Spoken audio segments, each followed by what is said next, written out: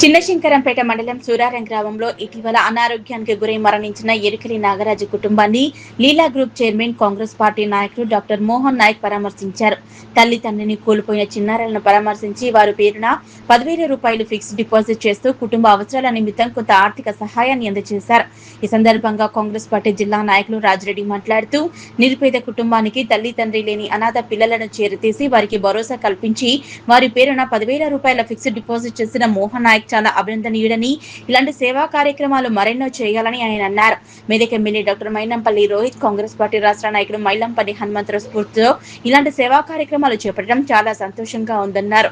లీలా group chairman doctor Mohan Nayak ఇలాంటి సేవలు మరింత విస్తృతం చేయాలని, పేదలకు సహాయం చేస్తే ఎంతో తృప్తిగా ఉంటుందన్నారు. ఈ కార్యక్రమంలో Chandampet society chairman Satyanarayana, Congress party మండల అధ్యక్షులు మోహన్ నాయక్, లీలా గ్రూప్ చైర్మన్ కాంగ్రెస్ పార్టీ నాయకులు డాక్టర్ మోహన్ నాయక్, కాంగ్రెస్ పార్టీ జిల్లా నాయకులు రాజిరెడ్డి, కాంగ్రెస్ పార్టీ మండల నాయకులు రాజశేఖర్ రెడ్డి, రాజా సింగ్, శంభుని రాజాకుమార్, ప్రవీణ్, రామస్వామి, గ్రామ ఉప సర్పంచ్ మల్లేశం, అక్బర్, సత్యనారాయణ, పండరి, ఆంజనేయులు, అశోక్, సత్యనారాయణ, ఆంజనేయులు తదితరులు పాల్గొన్నారు.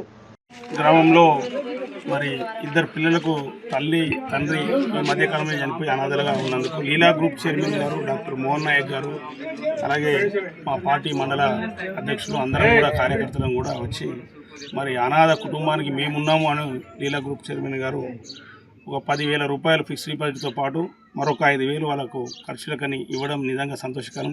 తప్పకుండా భవిష్యత్తులో ఆ పిల్లలకు అటు ఎమ్మెల్యే గారు ఇటు మేము కూడా స్థానికంగా అందరం కూడా ఏదో రకంగా వాళ్ళ విద్యకు మరి వాళ్ళ అభివృద్ధికి సహకారం చేస్తామని మీ ద్వారా తెలియజేస్తూ, అలాగనే మోహన్ నాయక్ గారు కూడా ప్రత్యేక కృతజ్ఞత తెలియజేస్తున్నాం. ఎందుకంటే ఇలాంటి అనాథ పిల్లలకు మీరు కాన్స్టిట్యూన్స్ లెవెల్లో పూర్తి సేవలు చేస్తున్నందుకు మీకు తప్పకుండా మేమందరం కూడా రుణపడి ఉంటాం.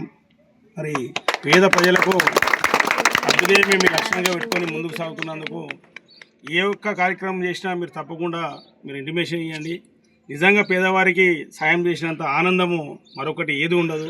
మరి దీనికి మీరు ముందుకు వచ్చినందుకు మీ అందరికి కూడా మేము మీకు మా శంకరంపేట గ్రామ మండల అందరు ప్రజలను కూడా రుణపడి ఉంటామని మీ ద్వారా తెలియజేస్తాం.